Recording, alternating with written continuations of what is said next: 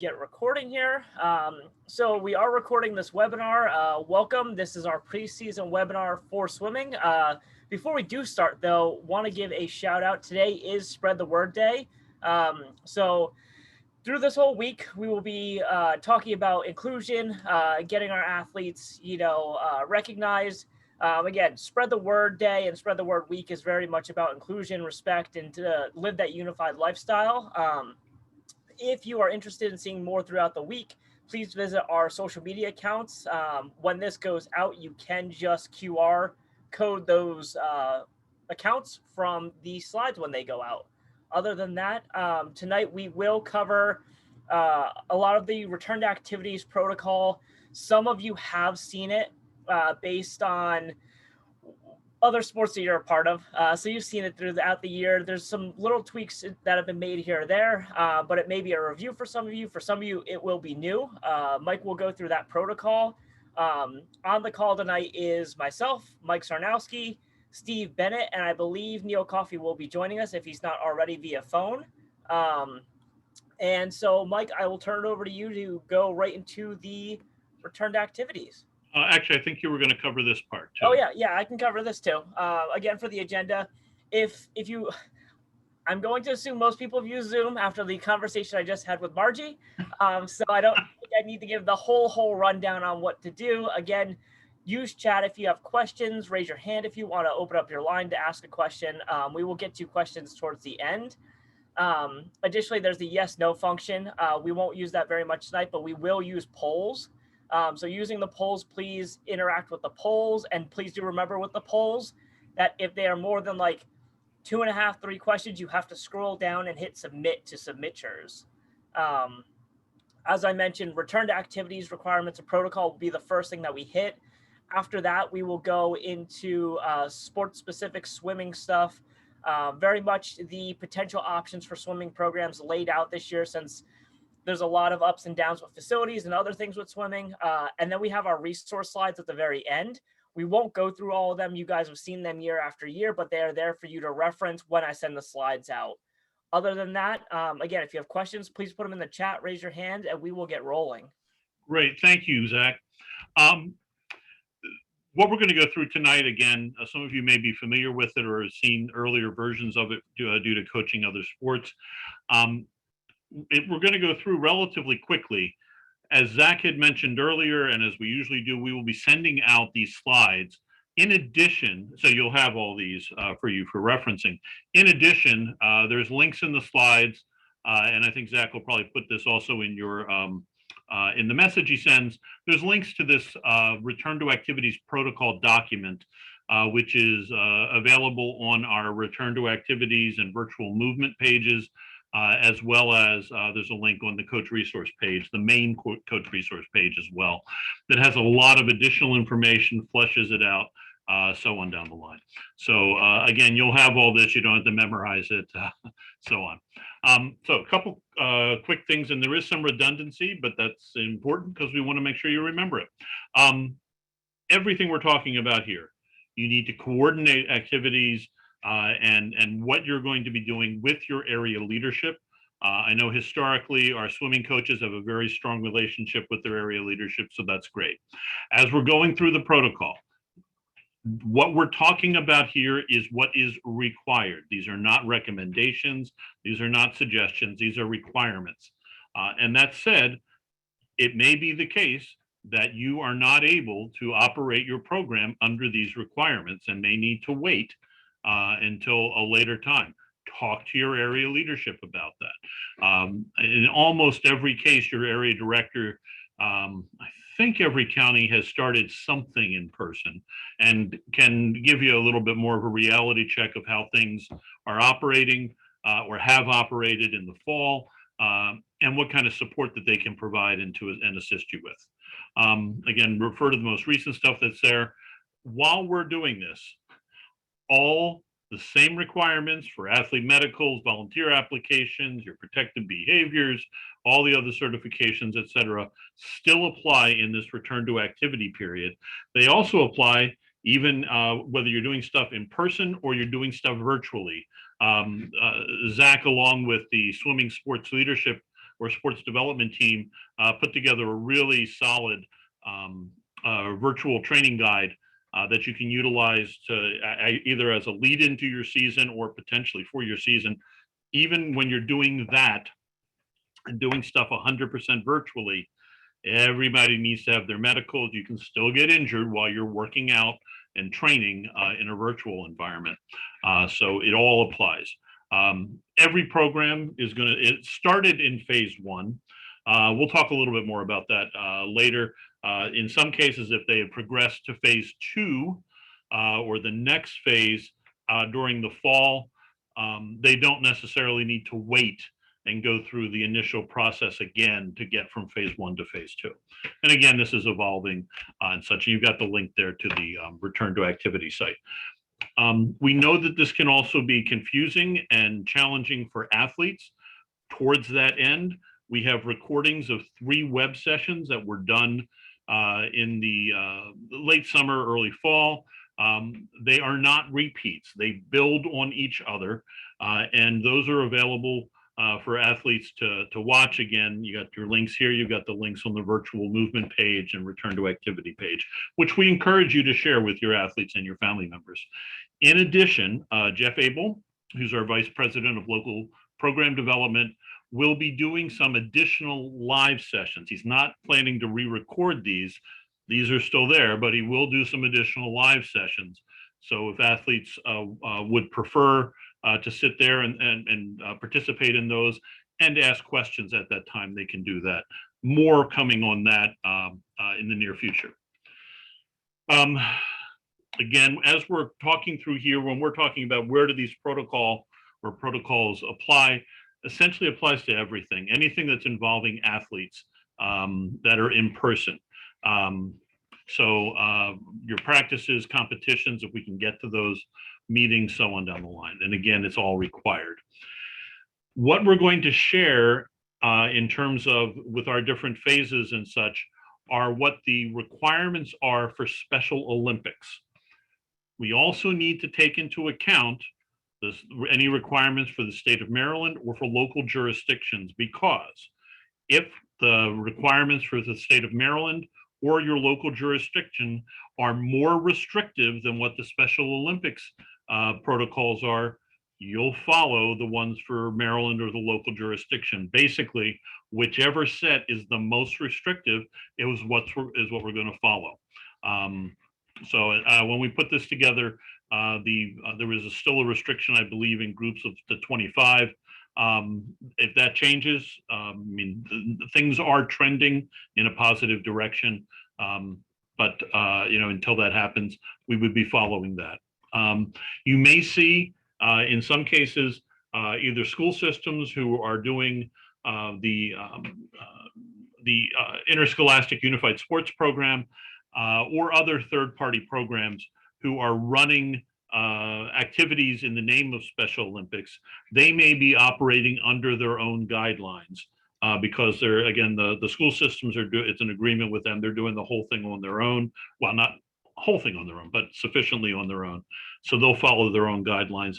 Don't let that confuse you. If you have any question, check with your area director and he or she can check with someone here at headquarters. You're certainly able to ask any of us at headquarters a question about this, but your area director is going to be the primary person, and he or she is going to be a key person in making decisions on go or no go in terms of activities. So be sure you're talking with them.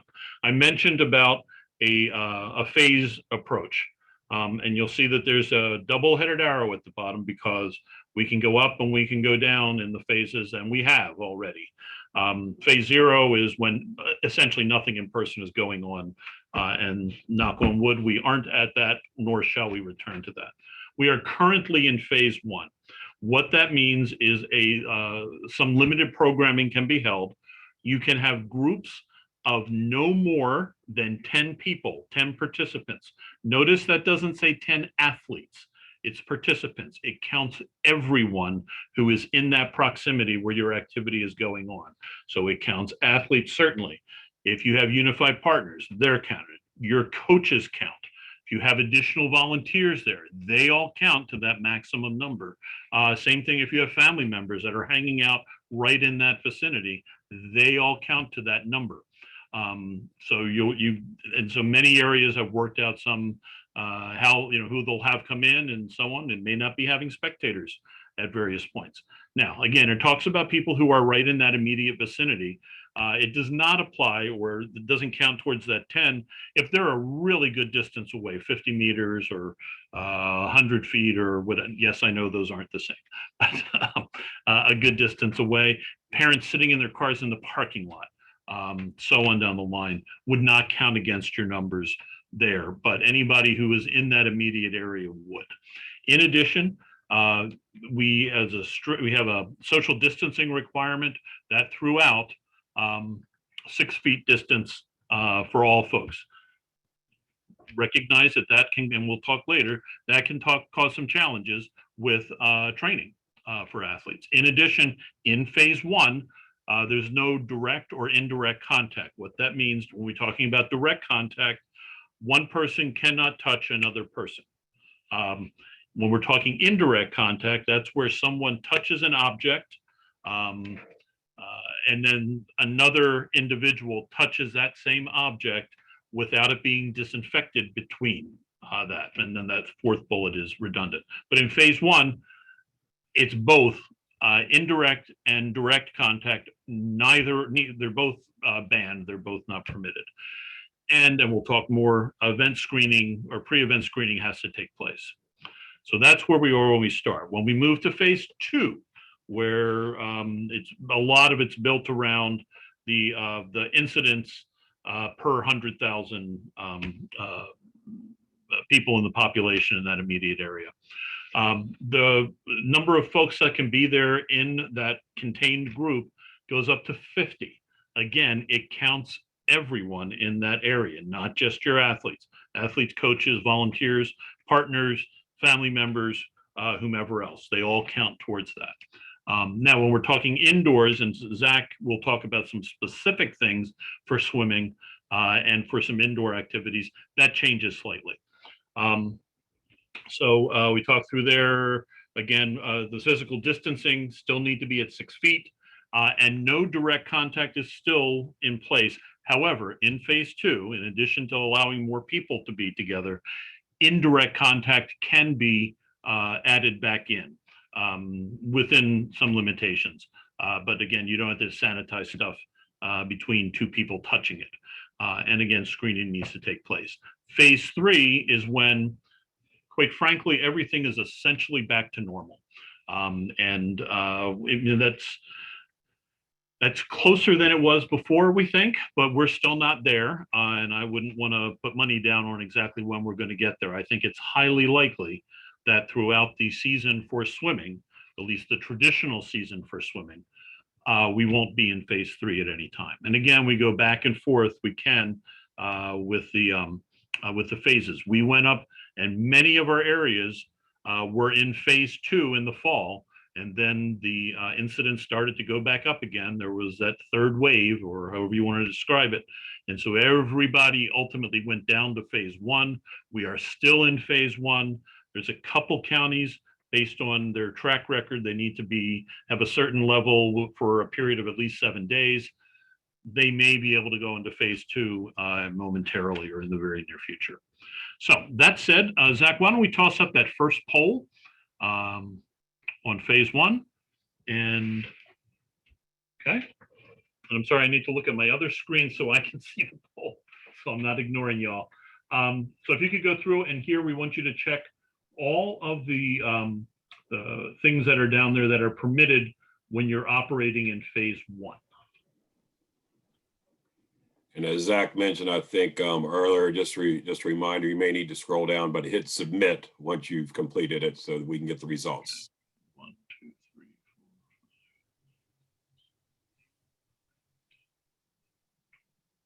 4. Zach, I count around 12 coaches who are with us. So when looking at how many or when to post it.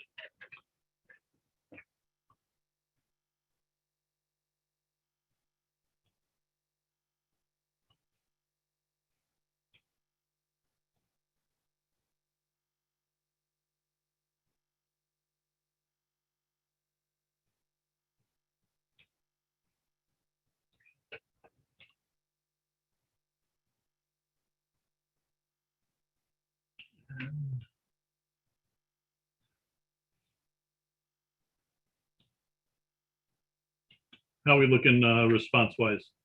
We're at 10 of 12. So there's one or two more coaches. That's 11. Okay. We'll give you about another 15 seconds before we share the results here. Okay.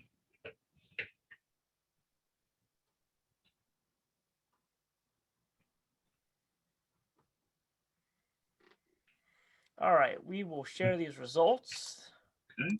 And okay, so great. Yeah, physically guiding the athlete's arm through the motion would not be. Handing equipment, because you can't have direct contact there. Handing equipment, great. Everybody got that one right. Coach demonstrating a disc from a distance, perfect. Putting poly spots on the ground 6 feet apart. Not only is that allowed, that's encouraged. That's there. They may have to sanitize them before they put them down. Throwing a football back and forth, that would not be permitted because indirect contact, touching the football, unless you have somebody who's really fast and sanitizing the football in the air, they can't receive it. Let's see. Kicking at an open soccer goal would be permitted. They'd have to retrieve their own ball, but once you put a goalie in there or a coach, it would not be permitted because, again, there would be the indirect contact with that. That's great. Zach, let's launch the second one there. Again, here we're checking off everyone who counts towards that maximum allowed group size, whether it's 10 in phase 1 or 50 in phase 2.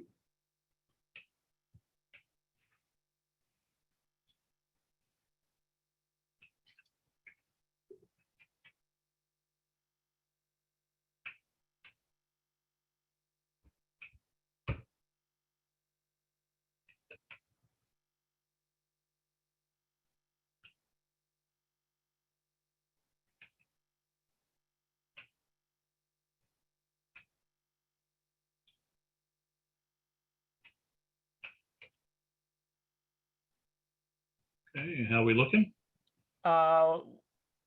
Looks like we almost got all of them in. About 10 more seconds. Okay.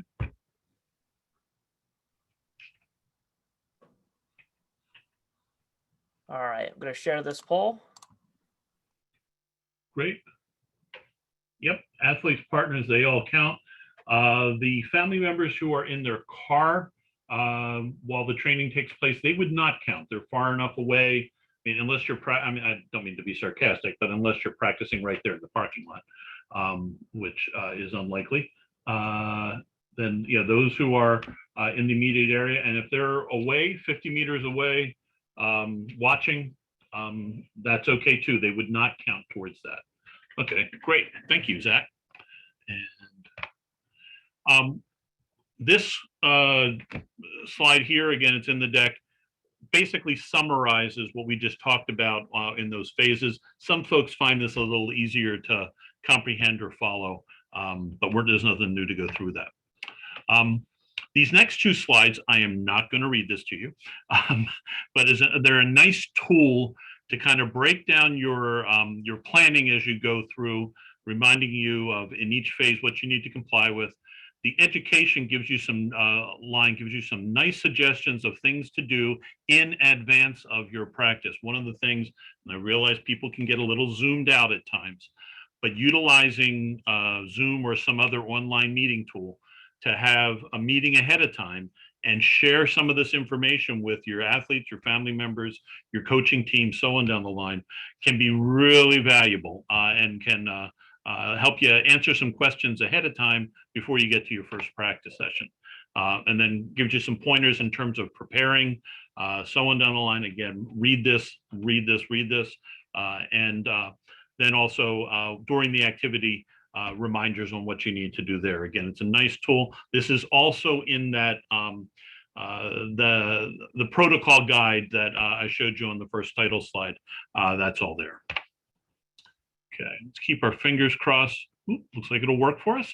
And we'll watch a short video here featuring many Special Olympics Maryland athletes.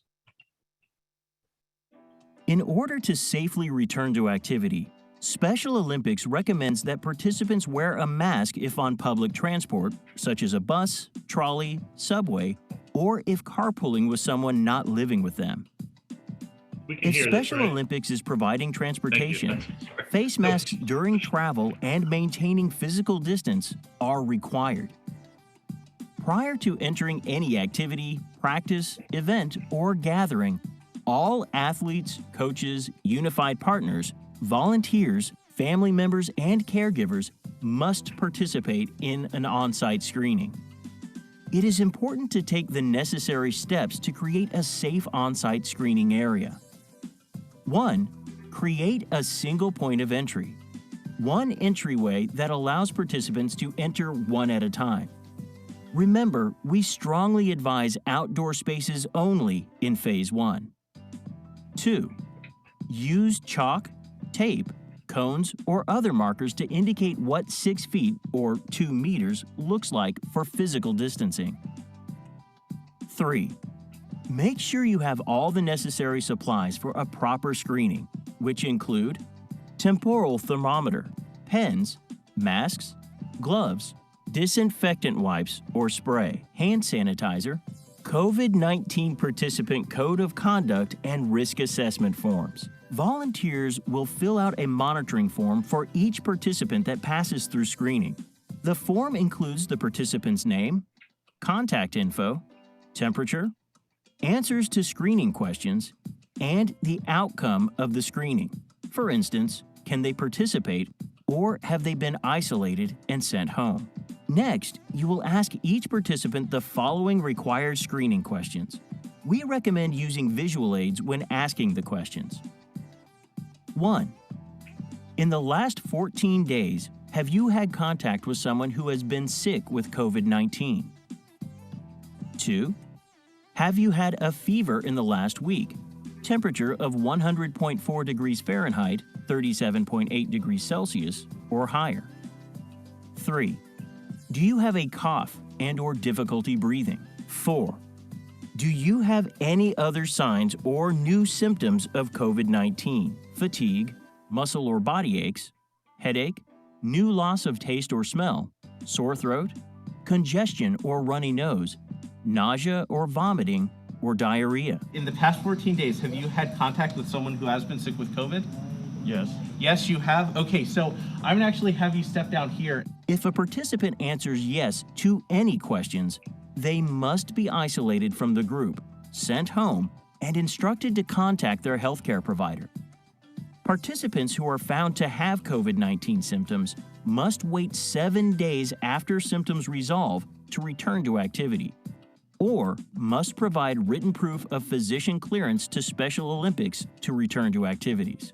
Participants who test positive or have COVID-19 must provide written medical clearance before returning to sport and fitness activities. After answering the screening questions, you will conduct on-site measurement of participants' temperatures using a thermometer, preferably a non-touch thermal scanning one if possible. If a thermometer is not available, you must ask participants to self-monitor and provide results of that monitoring. If there are any concerns about fever, temperature of 100.4 degrees Fahrenheit, 37.8 degrees Celsius, or higher, the participant should not be allowed to remain on site.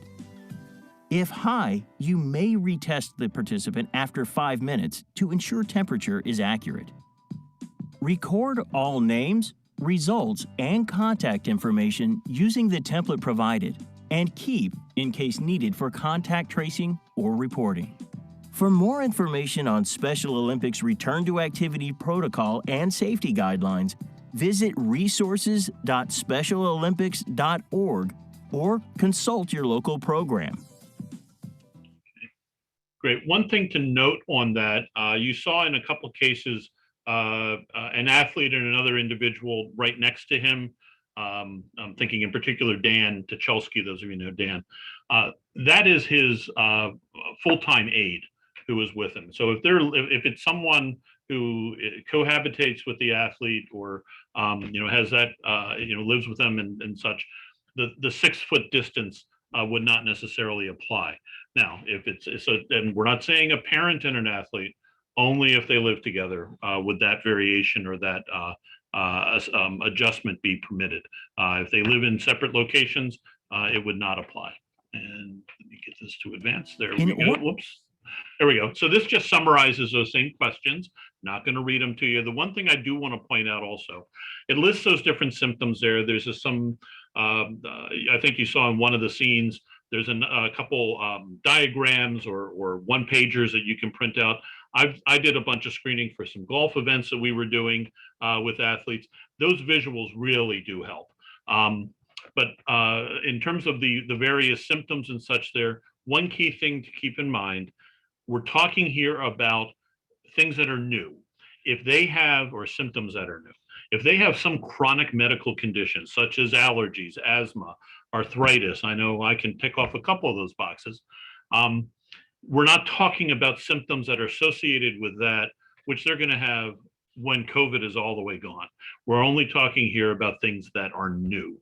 And then again, check the 100.4. One thing that you may be tempted to do, but do not do this, is don't, have them respond to the questions ahead of time or email them to you. Needs to be on site. That is an absolute requirement. So, Zach, why don't we pop up that last poll that we've got? And here, we're checking off all of the statements that are true for this whole situation.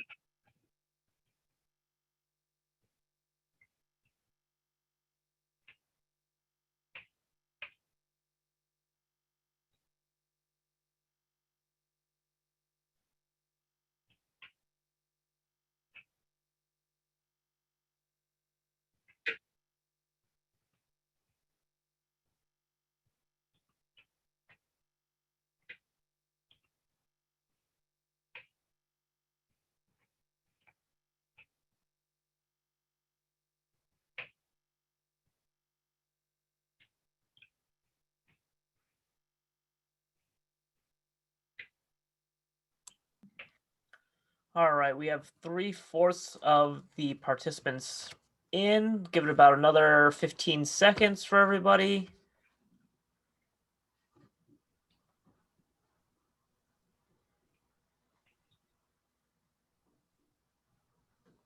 All right, let's share this poll. See, that's what we got. Okay. Yeah, if they, for the first one, they have to answer all 4 of those questions no. Now, again, you may have been confused with what I was talking about in terms of chronic conditions, so I'll give you that. But yeah, there needs to be no across the board. Yep, temperature needs to be isolated. Not just athletes and partners, everybody. Everybody counts towards the 10 or 50 capacity, and everyone needs to do the screening every time you have practice. No touch is advised, and great. It didn't touch on that with the parking area, but that is very strongly advised. If for no other reason, then if there is an athlete or an individual who can't stay, who has to leave because they answered a question yes, or they have a temperature, they can go right on. We realize that that's not always possible to do it near the parking area, but if it's an option, strongly advise that. Thanks, Zach. We can close that down, and we'll cruise along. Quick note on the temperature check too. I know Steve and I noticed at one of the fall events that if you are wearing a hat and you are in the car and you've had the heat on, I even had this happen to me the other day when I needed to pop into the office. Your temperature tends to be a little bit higher because your body's holding the heat in up top there. So it's very good to do the recheck, especially again, if you've noticed they've been wearing a hat and they've been in the car, it's worth a recheck for sure. Or if the person's hauling, a big equipment bag or something like that as well, that can, and it's a long walk from the parking lot. I know where Baltimore County practices soccer. It's a long walk. Just that walk is going to get everybody's temperature up. So, yeah, thank you, Zach. So I mentioned before that everyone starts in phase 1 and stays in phase 1 for a minimum of 2 weeks. The 2 little asterisks there are something I think I had mentioned earlier, which I do these so many times I forget sometimes if I had mentioned this. But if an area was already into phase 2, in the fall and had to revert back to phase one. As soon as we've had the 7 days of where the numbers allow it, they can go right into phase two at the area director's discretion. So again, it's not an automatic. Talk to your area director with that. He or she may have very legitimate reasons for not necessarily wanting to go directly into phase two. So, but there again, local guidelines and such, and whatever's most restrictive, and then again and again and again, talk to your area leadership. And each case is going to be, these things are going to be decided on an area by area basis, and in some cases on a sport by sport basis, because there may be some variations based on the facility, the newness of the coaches to this situation as to whether they are ready to do the screenings, or, and hopefully it's not the coach that's doing the screening. Hopefully you've got some volunteers, or your area has arranged some volunteers to do the screening and that whole process for you. Again, this is repetitive, but if they have a failed screening, again, segregate them, and then they would need to go home. If they have the symptoms, they have to wait 7 days after they've been symptom-free for 7 days, so 14 days, or a written documentation from a physician, or for that matter, that it would fall into this category, a negative test, if they're able to get that. And then if they actually test positive for COVID-19, they need to have written medical clearance before coming in. There was a reference to the acknowledgement of risk. This is a new form.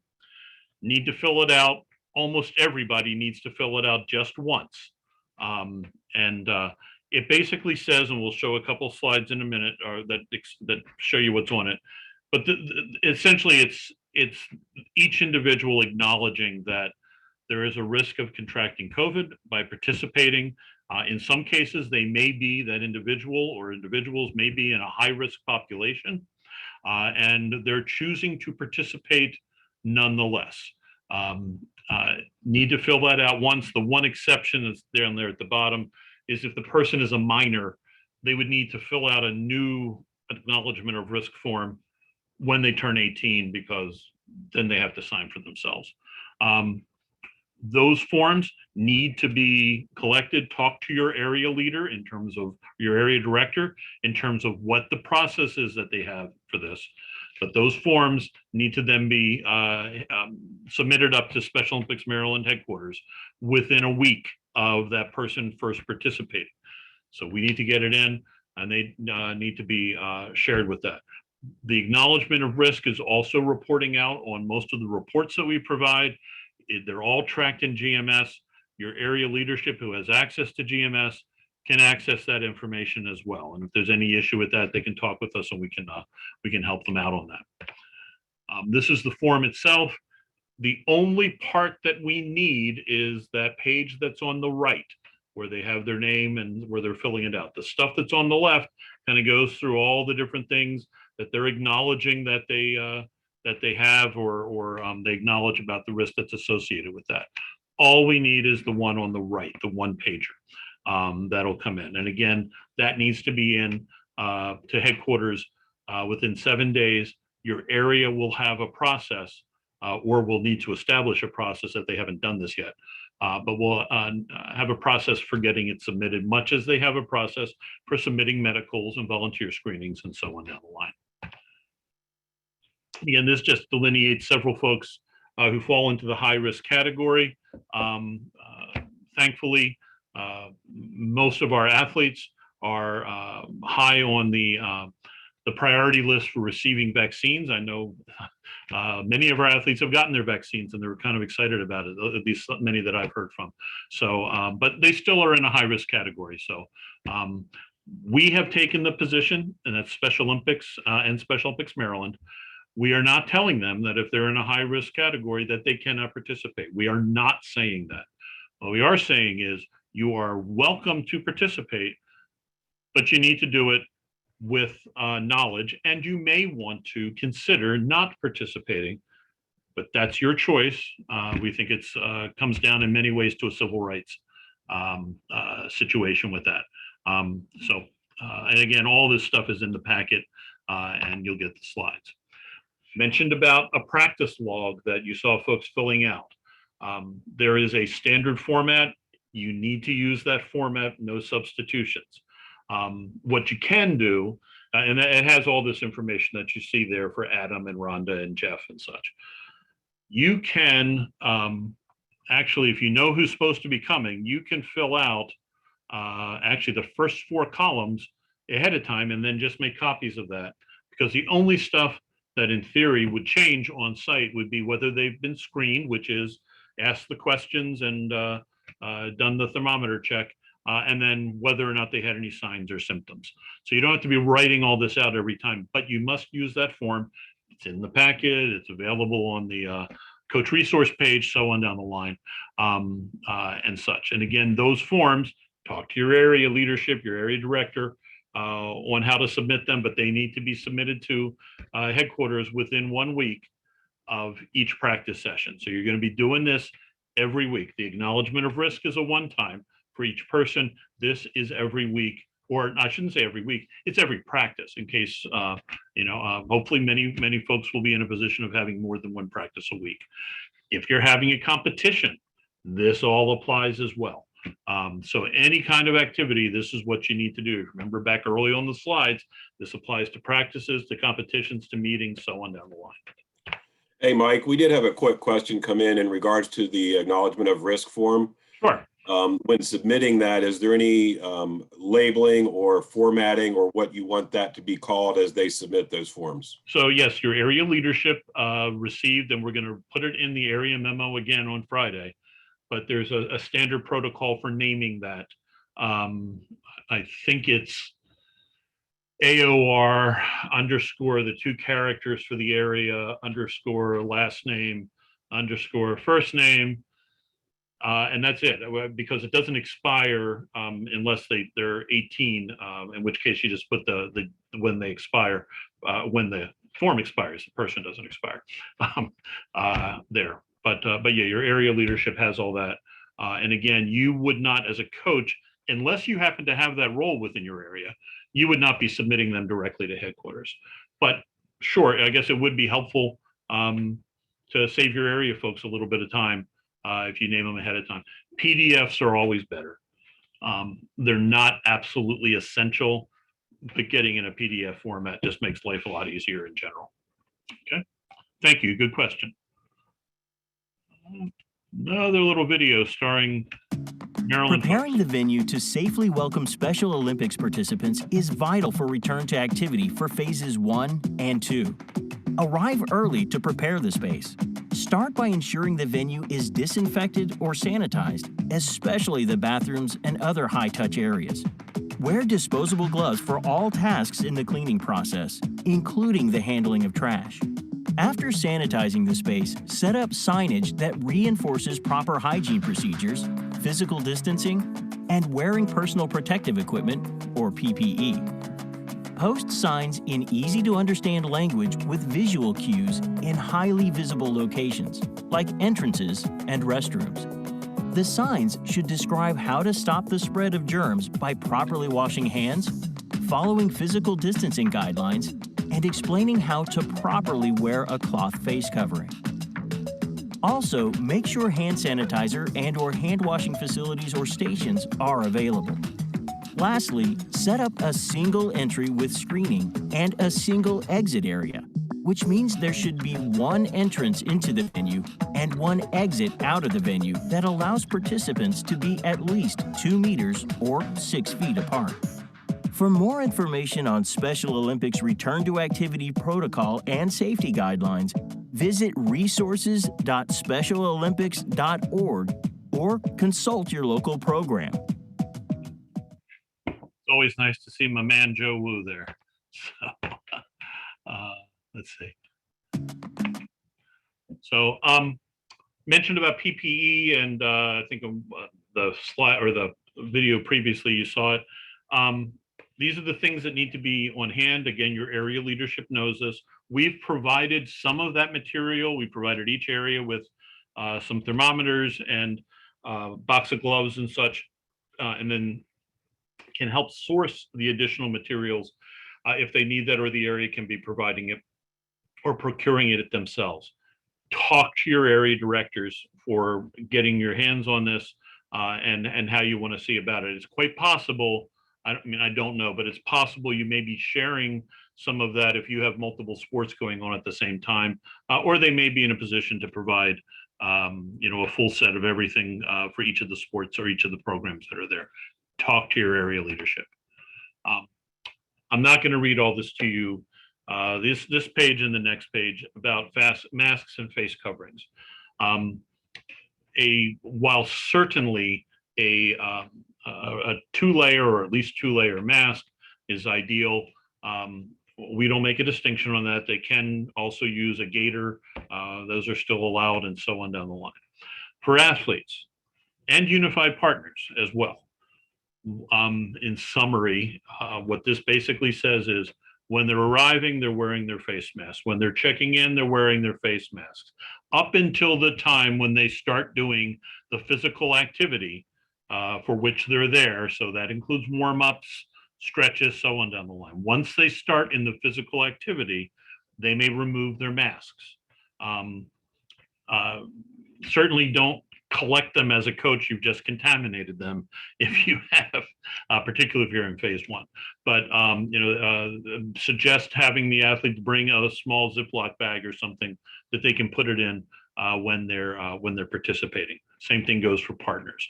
For coaches and other volunteers, in general, they should be wearing their face coverings throughout the entirety of the practice, with one exception, but throughout the entirety of the practice until we're in phase 3. The exception being is if they are participating in the physical activity. So if they're in the pool swimming with the athletes, again, keeping their 6-foot distance and no direct contact, and in phase 1, no indirect contact. But if they're doing that, then they do not need to wear their mask. Basically, anytime the person is engaged in physical activity associated with that practice, they can remove their mask, but then they do need to put it back on when that activity has ceased. That's what that whole 2 slides said. So, this, our last video, take a gander. As a coach, you have a critical role in ensuring the safety of your participants. It is necessary to adapt some of your coaching strategies to lead safe practices under Special Olympics' new Return to Activity guidelines. Before each activity, communicate the need for high-risk individuals to participate at home, and have all participants complete the COVID-19 Participant Code of Conduct and Risk Assessment forms. Forms may be tracked in GMS if the program would like. During practice, it is important to maintain physical distancing of at least 6 feet or 2 meters between all participants.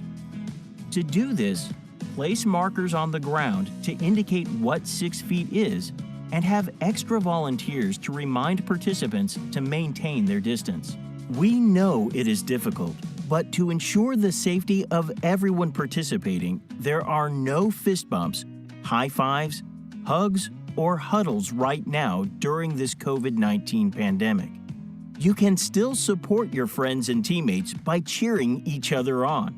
All participants should come to the activity with their own supplies and cannot share masks, water bottles, towels, or uniforms. In Phase 2, the use of shared equipment is allowed, but should be limited. All equipment will be disinfected between each use. Wear face masks throughout activities, including arrivals and departures. Do not touch the outside of the mask. Do not scratch or touch your face. Masks do not need to be worn during active exercise. However, if sneezing, coughing, or yawning without a face mask on, participants should cover their faces with a tissue or elbow, not their hands, and throw away any tissues and wash their hands immediately. Throughout the activity, use verbal and visual signs to remind participants about hygiene, standard infection prevention, physical distancing, and use of personal protective equipment, or PPE. For more information on Special Olympics return to activity protocol and safety guidelines, visit resources.specialolympics.org or consult your local program. Okay. So this is just a little bit of a reminder of stuff, and then I'm going to hand it off to Zach. Athletes and families, again, we've got those webinars. There's the links earlier in there, and then they're also available on that virtual SOMD return to play. And again, live sessions will be held. Actually, I don't know. I think they're still doing the Wellness Wednesday social media posts, so they're there. We're in contact, and again, for swimming, I know this the swimming sports management or sport development team, or sports management team, I'm sorry, we've used the term interchangeably sometimes, has been in contact with the NGB, the national governing body and such, and has gotten some information from them that's helped in crafting together some of the particulars for the swimming protocols. And I think it's every 2 weeks, it might be once a month. Samantha Boyd here, our director of volunteers, is doing an online orientation for volunteers that goes over this as well. I'm not sure, I have to be honest, I'm not sure exactly where those dates and links are listed, but we can find that out and effort that if you think that that would be valuable for folks. One of the things, as I mentioned, this is going way back to the beginning, or when we saw one of the grids, share this information with your people ahead of time, weeks ahead of time if you can, maybe even a month or more. Get it so that they understand, or have every opportunity to understand, what's going to be required. These are not recommendations, they are requirements. And also, as has been said a couple times, things may change as the situation changes. So we're all in phase 1 for the moment. Hopefully several counties will be in phase 2 shortly. And at some point, and probably as a few months, we'll be back to something close to normal, but not for now. So that said, Zach, do you want to swap screen sharing? Yep, that would be fantastic here. I will share our next group of slides here. And I will slideshow this for everybody to see. And okay, I will switch my screens. And we're good to go. Thanks for hanging on with us through the first part of the presentation for the preseason webinar here. Now we're going to hit the swimming specific pieces. So like Mike mentioned, a chunk of the sports management team got together and we kind of did an assessment on returning to the pool safely for our programs coming out of the wave that we just had after the holidays for COVID cases. And we built the protocol pretty much off of the USA Swimming protocol. So just so you all know, we didn't pull these out of thin air. These aren't, magically made up based off of things that we're just assuming. These are based off of the USA Swim protocols that they've been using since they started their virtual competition series in the fall. And for the most part, based on folks checking in with Coach Trum at Towson and Coach Brian at Loyola, they've gone pretty well for the most part, which is good. So I'm just going to give you guys the highlights of this, the full return to activities protocol portion for swimming. It may be up already, but it will definitely be a link that I will send you tomorrow during the follow-up with the slides. The main thing right off the top is we've determined that swimming is permitted to return when programs are in phase 2. I will tell you a very quick anecdotal story of how we got to this. We were talking about all sorts of, things that indirect contact comes into function with. And then one of the coaches said, what about the handrails when you're climbing out of the pool? If an athlete's touching that every time, do we have to sanitize that? And we all kind of came to the agreement that, yeah, you probably should be sanitizing the handrails every time you get out of the pool. Yes, we recognize the pool has chlorine, and if the chemical levels are kept up, things should be fine.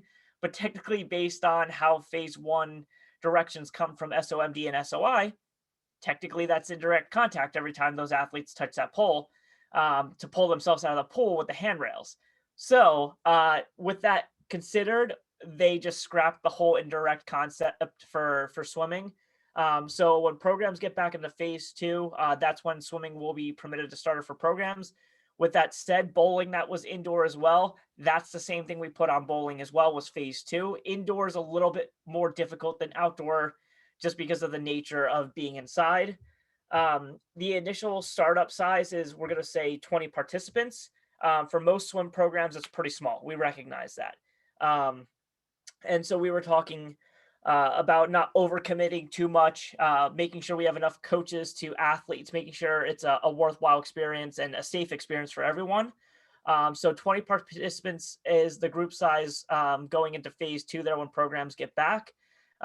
We're saying no family, caregivers, spectators on the pool deck. If you have a gallery like Towson, that's great. I know some facilities have a glass in window area that is to a hallway outside of the facility.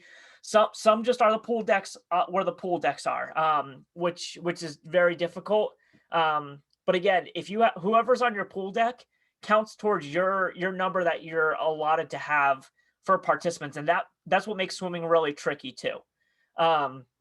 If it's soccer, there's outdoor fields. Parents can stand 25 yards away and still see them on the field. With swimming, most of the time, everybody's on the pool deck, and that cuts directly into your participant numbers anyway. So again, that's why we're saying no family, caregivers, or spectators on the pool deck. We recognize that may limit who can participate right out the gate for swimming while we're in phase two, which is an unfortunate reality. And we'll get to that a little bit more on the next slide, but we're just trying to keep everyone safe and get you as many participants on the pool deck as you can instead of people just standing around. Again, face masks worn at all times unless in the pool. That's the activity that Mike was referencing before. Once you start your activities, bodies are in the pool, mask can come off. Like I mentioned shortly ago, participants must be independently capable of doing the following things: direct contact, indirect contact restrictions in that situation, entering and exiting the pool, swimming on their own, no assisted swimming this year because of the social distancing aspect in phase one and phase two, changing, using the restroom, and following directions of coaches and volunteers. Again, like I mentioned before about athletes that may need a parent caregiver on the pool deck, this might be something that limits athlete selection as well. But again, we've kind of had this in for all of our sports up to this point. But when it comes to swimming and the water safety aspect of it, if you have an athlete that you're not sure can handle the pool by themselves, that's a really scary scenario. Of course, there's going to be lifeguards there if they need assistance. Of course, if something happens and you need to act as a coach and get in the pool to help an athlete in an emergency situation, do that. We're not saying don't help an athlete in distress. Do what you need to do. But with the current restrictions in phase one and phase two, it's really hard if athletes can't follow those things and do those things independently. No sharing of equipment, goggles, caps, towels, so on and so forth, just like the video said about not sharing water bottles, masks, uniforms, so on and so forth. And then the last thing is that 2 weeks prior to starting, I'd like to touch base with the programs and come to your facility and kind of do a little bit of a walkthrough with everybody, just so we can kind of be on the same page and make sure everything's good. And the more eyes you can get on a situation, the better. Because, I may walk into a facility that you're used to all the time and say, hey, what about this? Which may tweak your game plan a little bit. Just like when you guys come to Towson and I'm used to running around Towson with Coach Strum and stuff like that. And something happens over some summer games weekend and I get a recommendation. Hey, didn't think about that. Great idea. So again, the full swimming portion of the return to activity protocol will be on the swimming coach resource page tomorrow. It may already be live on the virtual SOMD page in the first place. Before I bump forward quickly, any questions on the highlights from the protocol? Feel free to unmute and ask or type them into the chat. If not, I will continue to roll along here. When it comes to participants, I know you said people on deck count. Now, do the lifeguards count as someone with Special Olympics? Yeah, so Yeah, so when it comes to a lifeguard on deck, they do count because they are directly in the vicinity of everybody participating. Again, most pools typically have one or two lifeguards on deck. The thing that gets really tricky with swimming, yet again, is I know it's hard to get facilities. Programs are struggling potentially to get facilities this year and to get facilities given to them where they can have all the lanes and the deck to themselves. If you are in a facility where you have other people participating and coming in for leisure swim or exercise swim or whatever, you're just going to have to do your best to keep your group separated from them as much as possible. Good question, though. Very good question. So I had a quick question as well. When we're doing the swimming, are we gonna need to monitor, like, having the athletes at different ends of the pool to try to keep the social distancing, or how are they?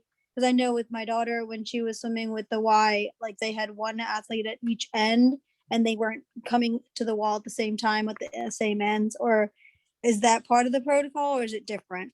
Yeah, that's in the protocol. And if you go into the protocol, it's not fully outlined visually in our protocol, but if you go into the USA Swim protocol, it does a really good job at the end. It gives you about 4 or 5 pool setups of starting at opposite ends and how you can work your athletes. But yeah, we are recommending that if you are going to be using in every lane situation, that you do athletes at the opposite end of the pool for each lane, so they swim past one another. And there's really the social Right, distancing aspect isn't when they're swimming; it's when they're on the wall, right? Realistically. So if you're right, starting them exactly. on, That's what, yeah, yeah, exactly. yeah. So if you're starting them on opposite, Okay, that I was checking 'cause- yeah, okay, I was just checking because I'm sorry, I missed some of the protocols. I was having trouble getting into the meeting, so I just wanted to I wasn't sure. All right, don't thank worry, you. Karen. Any other questions? I think I saw something pop into chat. I was just talking about the return to activity guide is posted on Perfect. the activity site. Okay, so we're gonna move along here. Gonna do a little, kind of interactive session portion here. So if you could type into chat or open your mic and give a suggestion, we're gonna talk about applying return to activity to your program. What are some of the implications of social distancing? Karen just gave a really good example. If you're going every lane, you just got to start on opposite ends because athletes in lanes right next to each other, you're not going to be making that 6 feet gap. I mean, maybe you could, but it's a push on that one. Any other ones that you can think of?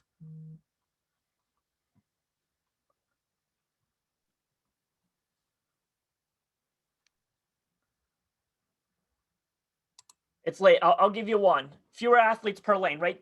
A lot of the times we see athletes that are doubled up in lanes.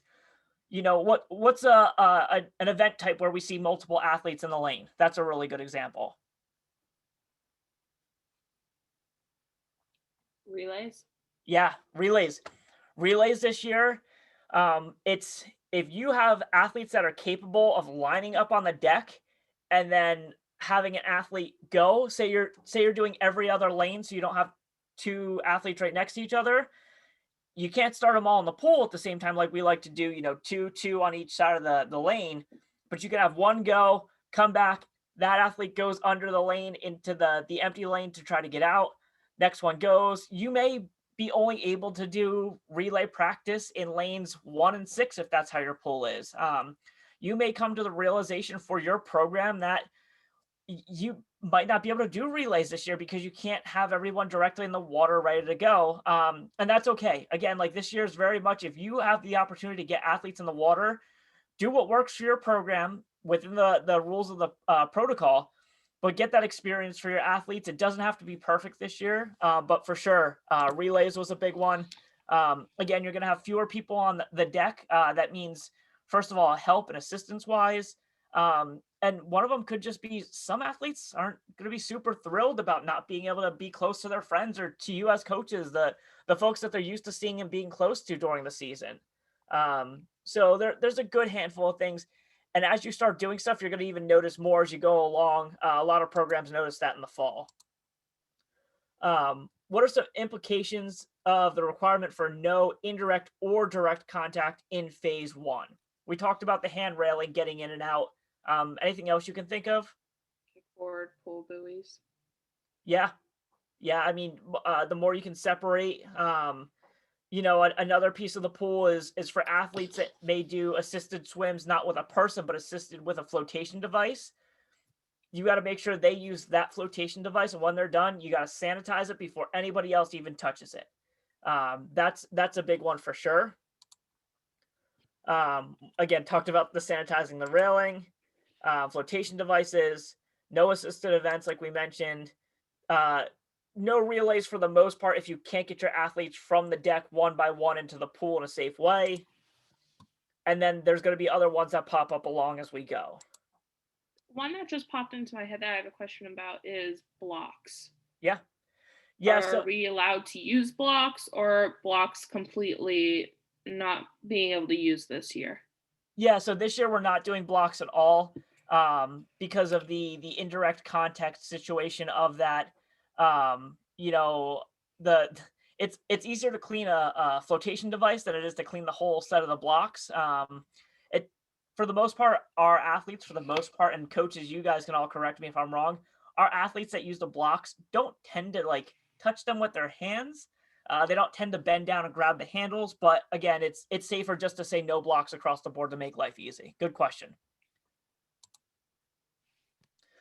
So here's a good question. Can somebody tell me how you would teach an athlete a stroke when you can't touch them physically? What's a good way to teach an athlete a stroke this year? Where's my longtime coaches, my Margies and Jeans and Dryland training. Yeah, there it is. Dryland's great. Dryland's a great opportunity. There's a lot of exercises that you can use your upper body and demonstrate the upper body parts of the stroke. One of the exercises I've seen a lot of athletes doing to work on kicking is the upside down, lying on your back kind of core, and kicking your legs out. I've even seen exercises for athletes sitting straight in a chair with their legs out and working on pacing their kicks and stuff like that. So Dryland's a really good opportunity. Karen already answered arranging pool lanes. Every other lane is great if you can do it. If you have to go every lane starting in opposite ends is fantastic. That's the preferred way for sure. But there's a lot of things that you're going to recognize as a coach as you start to think about your program. I recommended this with cycling as well, think about the way you usually program your season. Go look at your lessons plans from last year and kind of just look through the notes and just say, okay, like I'm thinking, what can we do phase 2 with no direct contact? Where am I going to have to tweak things? And just put in notes from your notes last year of direct contact here. Got to figure out a way to do this. Direct contact here. Got to figure out a way to do this. It's a good review, and it'll give you a leg up on things. So the next section here is information about the swimming season. This is kind of going to lay out our options that we've thought about and come up with for swimming.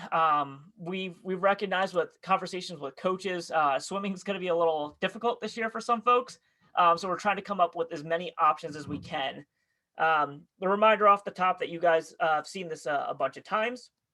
Again, no athlete or volunteer can participate in any manner with Special Olympics Maryland programming without a valid or current medical form for athletes or the volunteer application certification or the other certifications that a volunteer needs.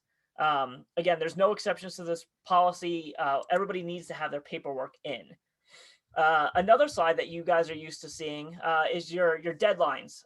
So the training registration deadline is set for 5/3, and that's the same day as the last day to get in missing forms. So if anybody has an expiring medical before 6/30/2021, it's going through the end of June instead of just the end of summer games for this season.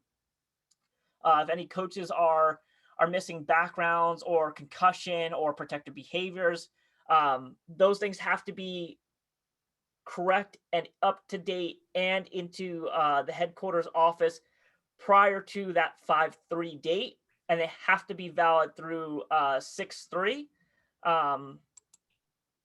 Also, what is required for Hey, Zach, just to clarify, 6:30. 6/30. Did I say 6/3? Yeah. I just want to remind people that there's a lot of students, athletes that need physicals, but Neil can't get in. They won't let They're just not letting anybody come in unless there's a medical problem. They're not saying, oh, you just need a physical for Special Olympics. Well, we're not doing that right now. That's Kaiser. They don't want a lot of people coming into their clinic unless, it's sick people. I And know that there are some like patients first and some like. I'm not having him go to a place. I mean, I just feel uncomfortable about him going to a strange place. I mean, just for a physical for Special Olympics. I mean, I have a husband who's a doctor. He can do it. It's not a problem. We tried to let him have his own, doctors and stuff. But I just want to let you know that there's a lot of places that they're not taking. I think you can go to like a CVS or like you said, doc in the boxes, but just be, if they have the insurance, if they have the right insurance. Right. And one other option as well is if they've had a physical within the last year or year and a half, and the doctor will fill out a medical based on that exam. Now it's going to expire 3 years from the date of the exam still, but that would be an option as well. But we can't give, and I'm not suggesting you're asking that we do this, but we can't give any kind of a waiver of saying they can participate without a medical. Yeah, and that's also why we're trying to remind folks so early on too. It's March 3rd now. You have till May 3rd, so 2 months. I know that can be a little bit of a backlog for doctors at this point. So if there's folks that need it, it's good to get them that information of try to get it scheduled now, because if they got to backlog you and put you in a month from now, you're still in good shape for sure. But thanks for the reminder on that, Margie. That is a valid point for sure. So then what is required for each participant? Nothing has changed on requirements based on the level of your status as a volunteer or for athletes. The biggest thing is that everybody needs that acknowledgement of risk that's going to be participating in programming. So make sure your typical things are up to date. Make sure you've done that acknowledgement of risk and you're good to go, just like usual with the acknowledgement of risk added. Gonna do a little promo here. Again, there's still time if you haven't signed up for our coaches training for this Sunday. It's going to be from 1 p.m. to 3 p.m. It's going to be Coach Schrum, and he's going to be talking about alternative training programs. We had a request from a coach that practice sometimes can get a little repetitive. You can get in the same groove year after year. So Coach Schrum is going to come with some stuff to help spice up practices. He's going to talk about some of their, not dry land training, but out of pool training.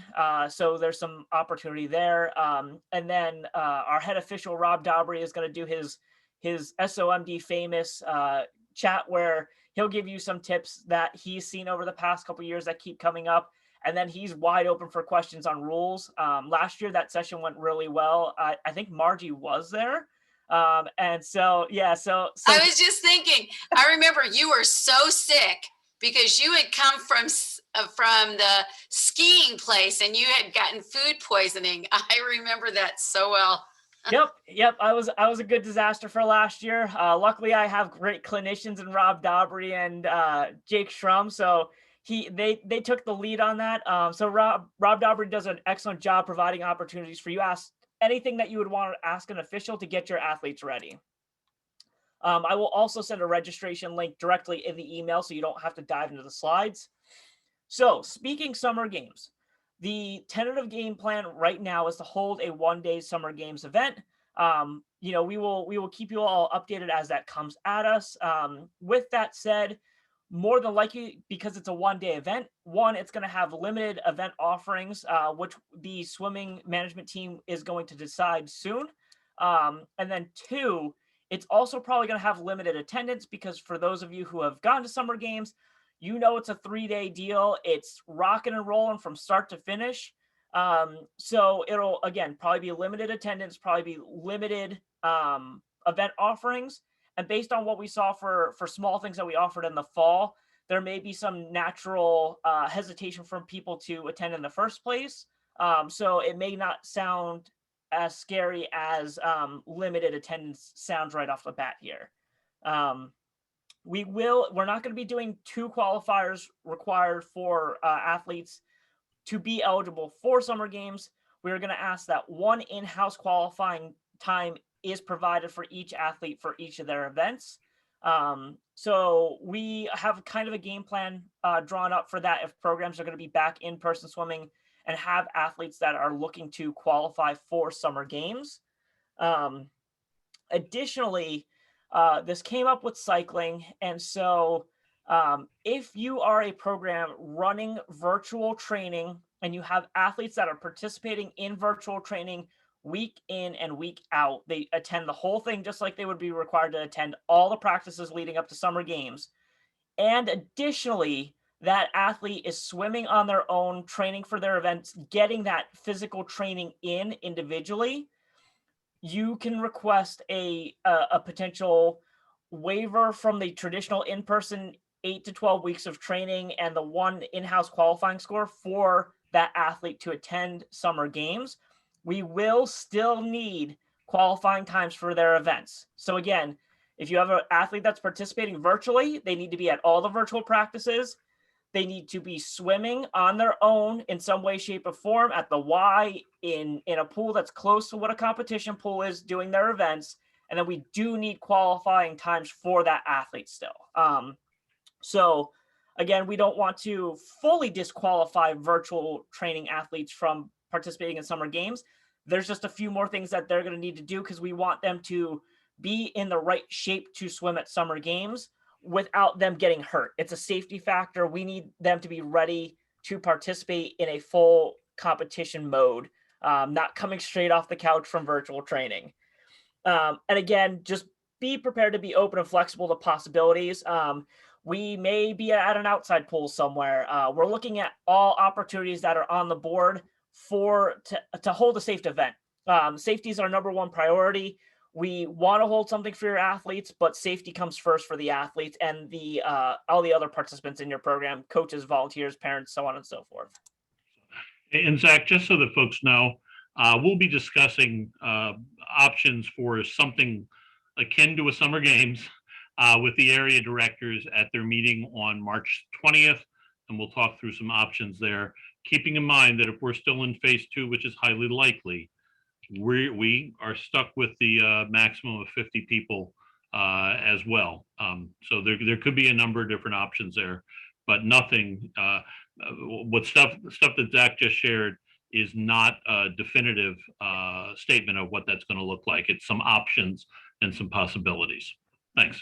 Yeah, thanks for that, Mike. Again, this whole section, while this is usually the section for preseason webinars where we give you the definitive what's the game plan for this season, all this is very tentative. All this is very much us putting options on the board. I will say as we talk through options on the next couple slides that I'd like to send out a survey probably in the next week or so once you guys have had a chance to digest the opportunities to see what programs are interested in, just so I can kind of align who's interested in what and kind of prep the rest of the season from there. With that said, I fully recognize that we have facility struggles across the state for swimming.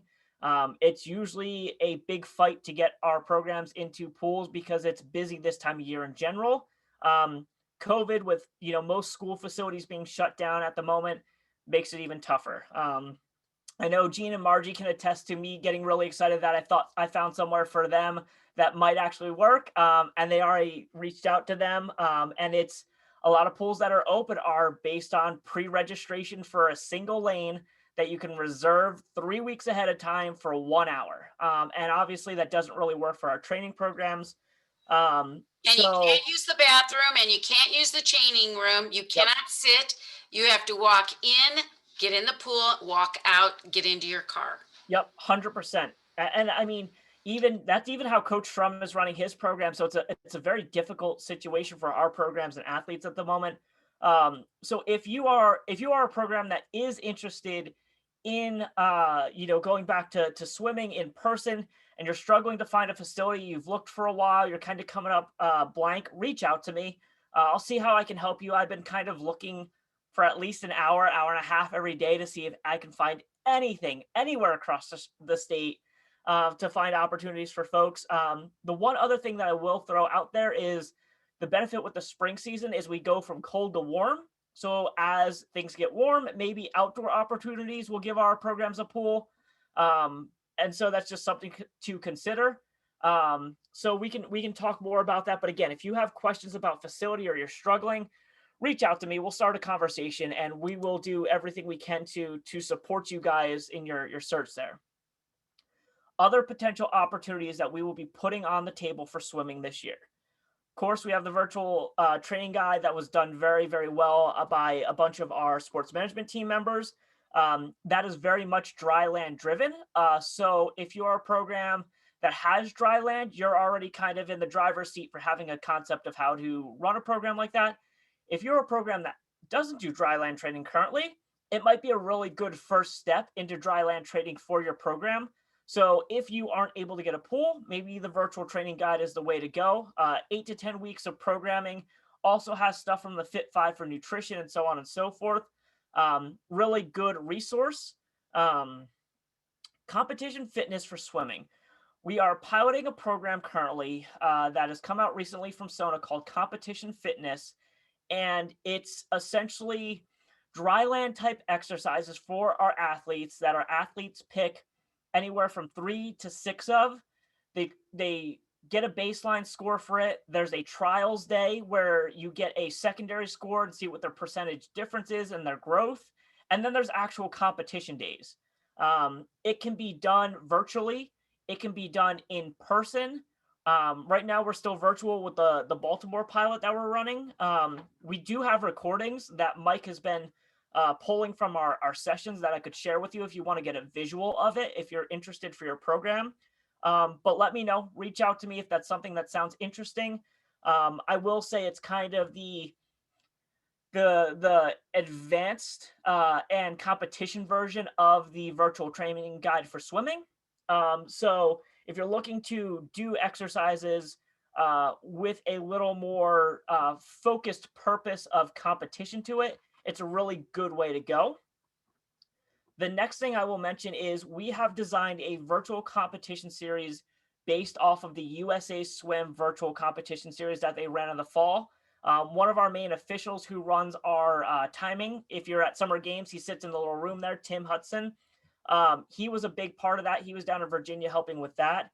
And so we built a program off of that essentially, in very simple terms, for programs that go back to the pool, for your one in-house qualifier, instead of doing one big qualifier that you're used to, it provides 2 3-week qualifying windows where you can get your athletes to come in and get your qualifying times and then submit them online, and we'll display them, and it'll be a little more virtual pomp and circumstance to it as compared to a standard in-house qualifier.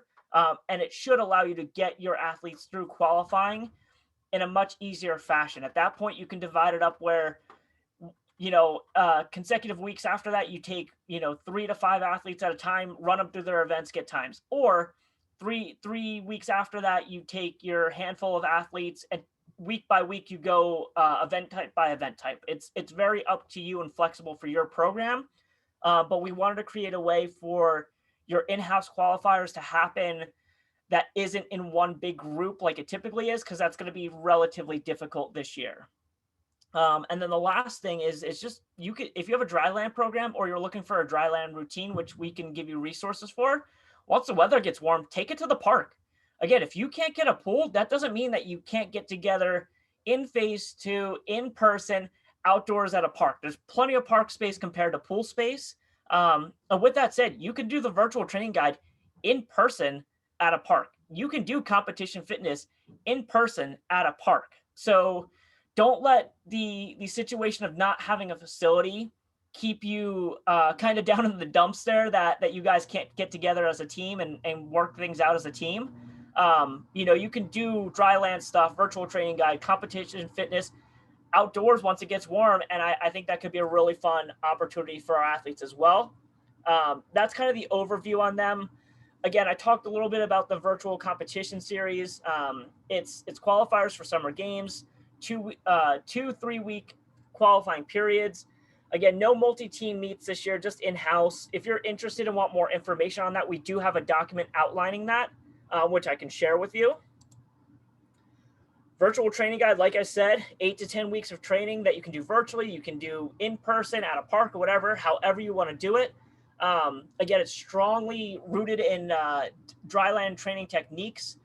Essentially, the program goes 3 weeks at a clip for, you'll do freestyle dry land for the first 3 weeks. You'll do backstroke dry land for the next 3 weeks. And then the other strokes after that with some additional interesting things tied in at the end. And that is available on our swimming coach resource page already. Before I do a quick plow through of the resources, does anybody have questions on anything I presented based on the swimming season? Zach, this is Steve Bennett. Hello, everyone. One of the things I do want to mention as well is, as we always do, we've been working with Towson University for the entirety of summer games since last year, etc. And although right now we don't have solid information to give you as far as the summer games and dates, I just want to give kudos to Towson. Again, we all know the struggle that COVID has put on everyone. We continue to work with Towson and look at possibilities there. Just so everyone's aware, I think Zach did a good job there. But one thing I do want to stress, right now, we don't have facilities for summer games. Continue to look for those. Towson, we have made a determination at this point that there will be no overnights if we are able to host anything at Towson. And there'll be no official in-person opening ceremony, that type of thing. So I just want to make everyone aware that, and give kudos to Towson as we continue to work and have a partnership with them during these struggling times, that they continue to do everything they can. But again, they're under the same guidance with the NCAA, with their governance as far as letting outside groups, etc. So fingers crossed. And again, just want to thank Towson for continuing to work with us, and we will keep you informed. Yeah, thanks for the Towson update, Steve. And again, even when we can't have a definitive update on summer games specifically, Coach Schrum has been unbelievably valuable as always, to give us feedback based on what his program's doing, what he thinks about our program for our athletes, because he's been around our athletes so much. And of course, he's going to do our coaches training. That is this Sunday on the 7th. So again, big shout out to Towson for all the help that they give us. And also, again, just a blessing or a thank you again to the sports management team. I didn't know if you wanted, I think Neil Coffey's still on the line here before we get into the resources. If there's anything that, Neil, if you're available and want to give any comments. I know that Neil's joining us from his phone, and Neil, if you are trying to speak, you are self-muted. And he may be driving, so I don't want him to fumble around. So I think we'll go ahead and Neil, if you are able to, you can just jump in. So until then, I'm not going to plow through all the resources. Oh, there you are, Neil. Yeah. No, I was just going to say, I mean, I hope we have an opportunity to do something this summer, and I know everyone's working really hard to make that happen. So, you know, obviously we don't control everything or much, but we can do our best. For sure. Thanks, Neil. And so I'm not going to push through all the resources here. These are all the typical slides that you guys have seen. And all the list of resources there are what are in there. You'll get the slides tomorrow. You can dig through those if you want. So what I will do to respect everybody's time, I know it's late. These webinars feel very late. People are zoomed out. I will say we are good for the night. I thank you guys for being on. I appreciate everything that you guys have done throughout this whole year, now that we've come full circle 1 year on the COVID situation, and all the things that you guys do every year for us and our athletes. You guys are invaluable. Without your assistance, we can't accomplish anything for our athletes. You guys are what makes everything roll. And I can't thank you guys enough. Mike, is there anything that you want to add before we close up here? No, just a reiteration of thank you to everyone. And Margie made it through the whole Zoom session, so way to go, Margie. Yes, and now I'm on the phone, double teaming. Okay. But thank you to everybody. We truly appreciate it. Yeah, these are some challenging times, and we are committed to do what we can to have a safe and meaningful opportunity for our athletes. So. Perfect. Thanks, Mike. I will be staying on for a few minutes. If anybody has a question and they want to just ask after, I am going to shut down the recording and officially call this meeting to rest. And then I will see you guys hopefully again soon at the pool. If not, have a great night, everybody. Thanks, Zach.